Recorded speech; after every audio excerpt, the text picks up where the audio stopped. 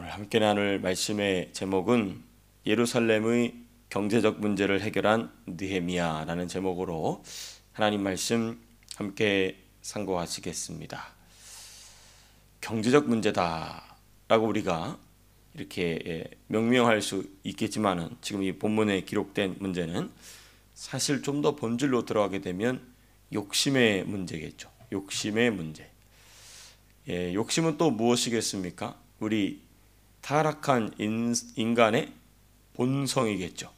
그 죄악된 본성, 그 죄성이라고 그러죠. 그것이 막 이제 폭발해 나온 것입니다.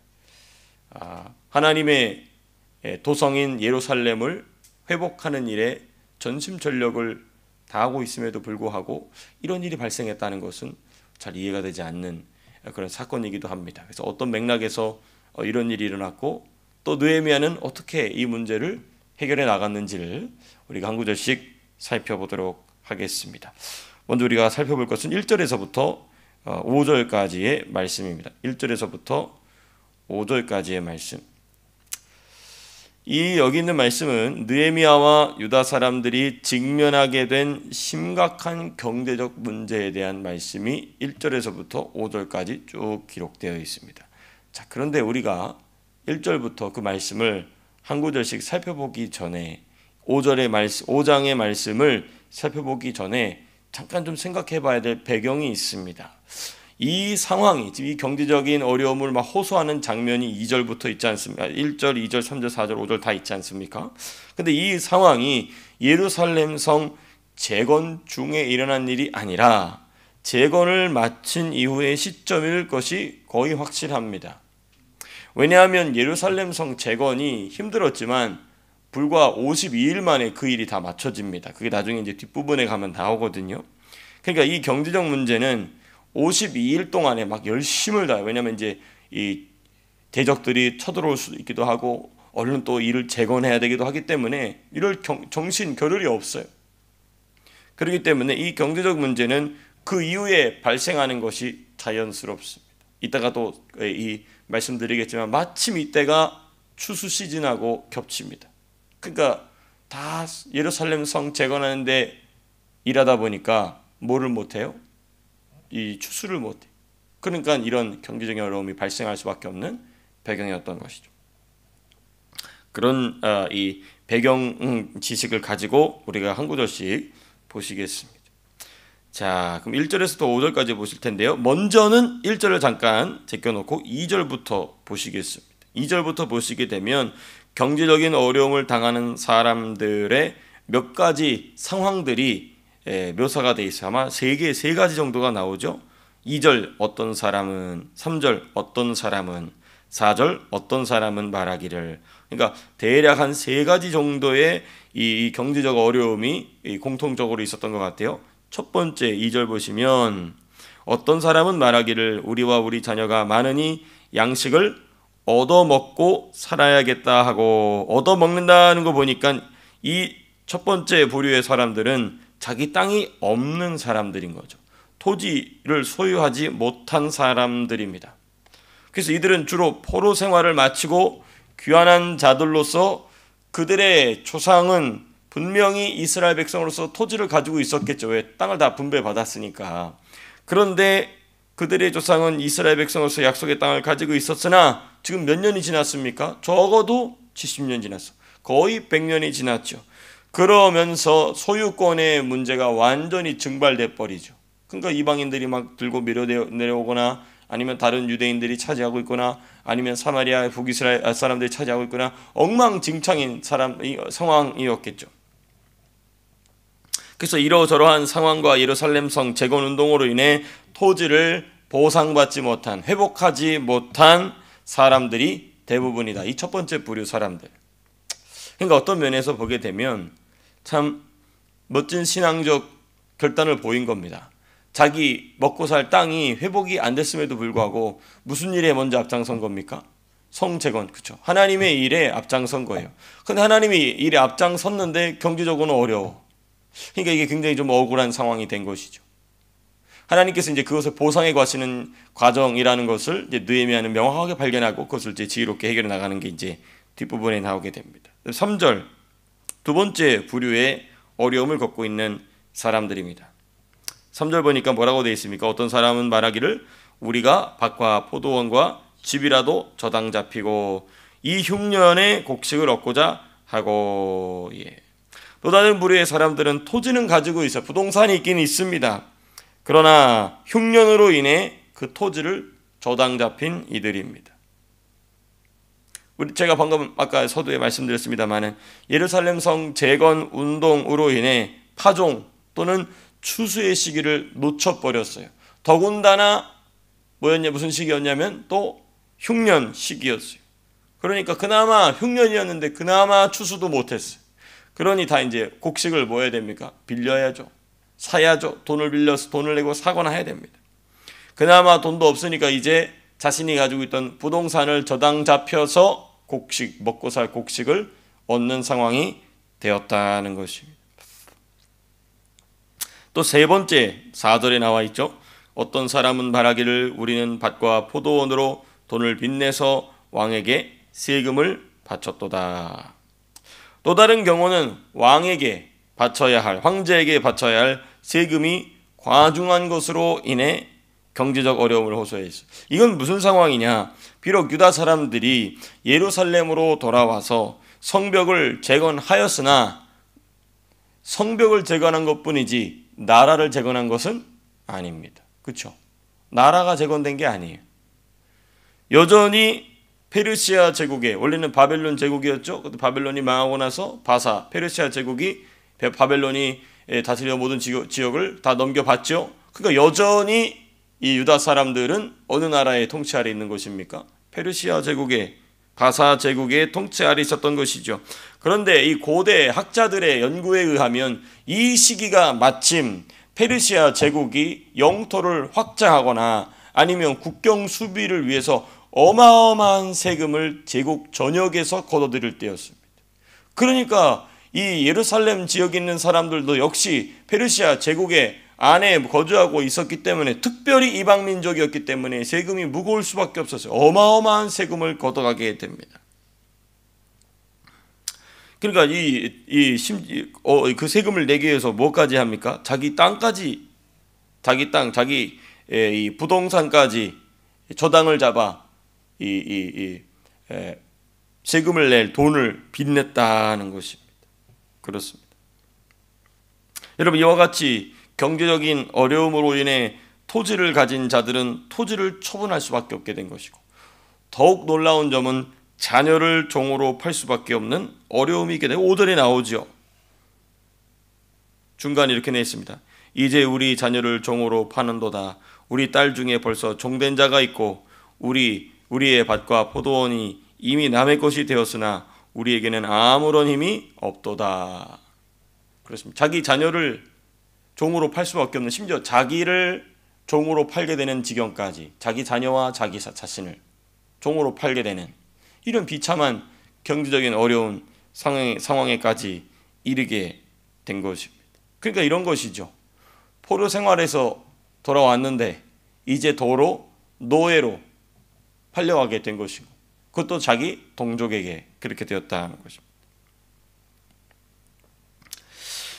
그리고 나서 이제 우리가 아까 잠깐 제껴뒀던 우리 1절 말씀 봐야 됩니다. 이와 같은 경제적인 어려움이 더욱 과중하게 된 원인이 무엇인가? 1절 말씀 보시면 이렇게 되어 있어요. 그때 백성들이 그들의 아내와 함께, 그러니까 지금 이제 이 가정을 돌보는 여성들도 함께 이 일에 나설 정도로 이 문제가 아주 심각하고 구체적이며 뿌리 깊게 유대인들의 삶을 괴롭혔다는 것을 보여줍니다. 함께 크게 부르짖어 그들의 형제인 유다 사람들을 원망하였는데, 중요합니다. 그들의 형제인 유다 사람들을 원망했다는 게 중요한 부분이에요. 이방 사람들이 아닙니다. 유다 사람들을 원망했다라고 얘기하고 있어요. 이 말이 뭘까요? 이 말씀 보게 되면 2절에서부터 5절까지 지금 우리가 살펴본 경제적 고통을 당하는 자들이 원망하는 대상은 이방 민족이 아닌 자기 민족이었다는 것입니다. 그 유다 사람들이었다는 것입니다. 이 말이 무슨 말일까요? 이는 대다수의 유다 사람들이 경제적 고통 중에 있었음에도 불구하고 그런 상황 속에서 자신의 경제적 이득과 이윤만을 추구하는 유다 사람들이 있었다는 겁니다. 자기 형제 자매들이 지금 다 일하고 있다는 걸 알아요. 예루살렘 성벽 재건하는 일 때문에. 그럼에도 불구하고 그 가운데 이윤을, 저 사람들의 부동산을 우리가 다 차지할 때가 되었구나. 그렇습니다. 여러분, 경제적 이득이나 이윤을 추구하는 것이 잘못된 것이 아닙니다. 근데 이 맥락은 어떤 맥락이냐? 모두가 납득할 만한 또는 그 어려움을 사려 깊게 배려하는 행위가 완전히 결여되어 있다는 것이죠. 이방 민족이 그랬다면야 저놈들이 원래 그런 놈들이 하겠지만은 지금 유다 사람들이 자기 민족에게 그랬다는 것입니다. 이들은 누구였을까요? 우리가 3장, 4장 자세히 공부해 보면, 특별히 3장 보게 되면 예루살렘 성과 성벽과 또 그 문을 재건하는데 열심을 낸 부유한 이들이 있거든요. 금장색이나 또 상인들이나 또 고관들이나 이 사람들이 그랬을까? 느헤미야의 명령을 따라 자기들이 다 손해보는 일임에도 불구하고 그렇게 헌신했던 이들이 그랬을까? 아니라는 거예요. 성경 맥락을 가만히 자세히 보게 되면 또 대부분의 학자들도 어떻게 여기서 누가 과연 이러한 경제적인 자기 욕심을 차리는 데 앞섰을까? 바로 누구냐? 느헤미야의 지도를 거절하고 예루살렘 성 재건 운동에 나서지 않은 유다 사람들을 확률이 매우 높습니다. 사실상 그들이에요. 그들은 기다렸던 것이겠죠. 금장색이나 상인들, 부자들이나 헌신하고 있는 그들이나 또 고위 관직들이 힘이 빠지기를 기다렸다가 가만히 왜냐하면 뻔하거든요. 지금 추수할 때가 되는데 추수하러 일도 안 나가고 저러고 있으니 저거 분명히 어려움을 당할 뻔한 것입니다. 그러면 선한 마음을 가진 사람이 어떻게 될까요? 그래, 우리가 공짜로 나눠줄 수 있으면 좋겠다. 근데 그렇게 안 되더라도 우리가 이자는 받지 말고 나눠주었으면 좋겠다. 주를 위하여 헌신할 그런 마음 전혀 없던 것이죠. 하나님의 백성이었음에도 불구하고 이방 사람들처럼, 세상 사람들처럼 생각하고 있었던 것입니다. 이들은 느헤미야의 지도를 거절하고 예루살렘 성 재건 운동에 나서지 않은 유다 사람들이었던 것입니다. 그렇습니다. 여기서 우리는 무엇을 발견하게 될까요? 진리의 말씀에, 하나님의 뜻에, 하나님의 일에 순종하는 사람이 사회 문제도 해결할 수 있다는 것입니다. 경제 문제도 해결할 수 있다는 것입니다. 여러분, 미국의 경우를 봐도 그렇습니다. 그 대단한 사람들이 미국의 경제를 일으킨 것 같아 보이지만 사실은 양심이 있는, 그렇죠? 하나님이 주신 선한 양심이 있는, 하나님의 일에 열심을 낼 줄 아는 선한 사람들 때문에 복을 받게 되고 경제적으로 부유하게 된 것입니다. 우리가 지난 비전 트립에 가서도 같이 함께 살펴봤지만은 그 세브란스라는 사람이, 그 세브란스가 누구와 같이 일한 거냐면 록펠러와 같이 일했던 사람입니다. 대단하죠. 세브란스 본인은 타자기를 만드는 대단한 사람이었지만은 동시에 록펠러와 함께 대단한 미국의 경제를 주도하던 사람이에요. 또 미국의 거부들은 이 돈을 내가 하나님을 위해 쓰고 싶은데 어디 쓸 데가 없을까 신문에 광고를 냈어요. 대단하지 않습니까? 내가 돈이 이렇게 많이 있는데 이 돈을 주를 위해 쓰고 싶다. 어디 주를 위해 쓸 데가 있는지 광고를, 그러니까 이것도 참 대단하죠. 그게 다 선한 양심이었다는 거예요. 악한 양심을 가지고 있는 사람이었으면 그거 다 삥땅 쳐먹었겠죠. 그렇죠? 지금 시대 같았으면 그렇겠죠. 근데 그럴 사람도 없거니와 그럴 생각조차도 안 하고 살아가는 사람들이었기 때문에 그렇게 거부들이 그렇게 자기의 재정을 하나님 앞에 기꺼이 드리게 되고 또 그것을 조선이라는 정말 시궁창 같은 나라에 가져와서 쓰게 되는 귀한 역사가 일어나게 되죠. 그렇습니다. 그 결과 어떻게 됐습니까? 미국만 잘 사는 게 아니죠. 조선도 잘 사는 나라가 되어서 이제는 어마어마한 나라가 됐죠. 그렇습니다. 여러분, 하나님의 일에 헌신하는 자들과 하나님의 일에 헌신하기를 거절하는 자들은 이 세상을 바라보는 관점이 너무 달라버리게 돼요. 완전히 다르다. 그렇습니다. 우리나라 정치인들 꼴 보십시오. 저런 것들이 하나님이 우리에게 선물로 주신 대한민국을 이끄는 자들이 되었다는 것 자체가 분노가 나고 탄식이 나고 회개가 나옵니다. 주여 회개합니다. 그렇습니다. 자, 그리고 나서 이제 6절에서부터 13절을 보시게 되면 느헤미야의 분노가 있고 또 그가 제시한 해결책이 같이 함께 나옵니다. 6절 보시게 되면 내가 백성의 부르짖음과 이러한 말을 듣고 크게 노하였으나, 분노할 수밖에 없겠죠. 지금 자기의 모든 걸 털어가지고 애쓰고 있는 사람들이 즐비한데 저자들은 동족을 두고 저런 짓을 한다는 것을 듣고 느헤미야는 몹시 분노할 수밖에 없었습니다. 그럼에도 불구하고